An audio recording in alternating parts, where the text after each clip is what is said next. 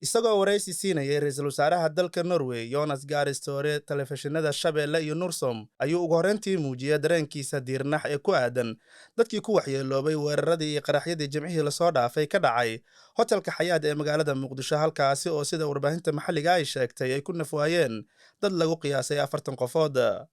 ra'iisul wasaaraha ayaa si gaar ah ugu tacsiyeeyay jaaliyadda Soomaalida Norway maadaama la sheegay in qaar ka mid ah dadkii halkaasi ku dhintay ay ku jiraan dad Soomaali ah oo haysta dhalashada waddanka Norway. ugu horreyntii ra'iisul wasaaraha Norway ayaa cabiray dareenkiisa ku aadan weerarkii argagixisadu ay ka geysteen hotelkaasi. Grepet som skjedde I Mogadishu, det gjør dypt inntrykk.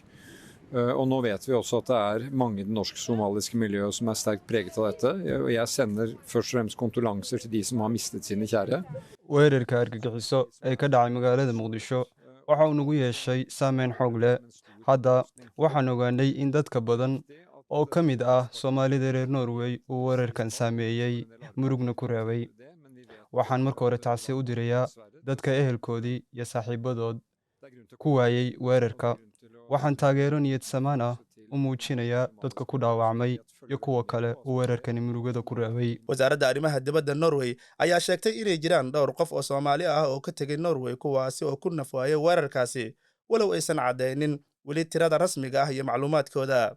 dhankooda warbaahinta dalka Norway ayaa maalmihii la soo dhaafay qorayay in inta la og yahay weerarkaasi ay ku nafwaayeen 2 qof oo Soomaali Norwegian ah kuwaasi oo ku sugnaa hotelka xilliga uu weerarku dhacayay. Det riktig at Utenriksdepartementet ikke kan gi et presist tall. Det gjenstår en del arbeid knyttet til det, men vi vet allerede I dag nok, dessverre, til å si at waa sax in wasaaradda arrimaha dibaddu aysan weli soo bidhigi karin tirada iyo macluumaadka la xiriirta dadka Norwejiga ah ee waxyeeladu soo gaartay. waxaan weli dhiman shaqo ay tahay in laga gungaaro. laakiin waxaa haddaba jirto sabab aan tacsi u diri karno. waxaana mar kale u tacsiyeynaynaa jaaliyadda Soomaaliyeed ee Norway oo aan ognahay inay si dhow ula socdaan xaaladdan iyo waxa ku soo kordho dhacdada ka dhacday Muqdisho. arrintan dareen ahaan si gaar ah ayay noo taabanaysaa oo ula tacaadufi karnaa sababtoo ah annaga Norway ahaan waxaan la kulannay weerar argagixiso oo kan Muqdisho ka dhacay oo kale ah.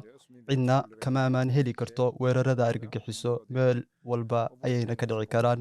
qaabka aan uga hortagi karno arrintan waa inaan si wada jir ah uga hortagnaa aana isaga kaalmaysanaa. sidoo kale aan dareen isugu muujinno mararka ay dhacaan xaaladaha adag ee tan hadda dhacday oo kale ah. ra'iisul wasaaraha Norway ayaa noqonaya mas'uulkii ugu darajada sarreeya ee wadamada Yurub ee ka tacsiyeeyay khasaaraha weerarkaasi ka soo gaaray Soomaalida ka tagtay qaaradda Yurub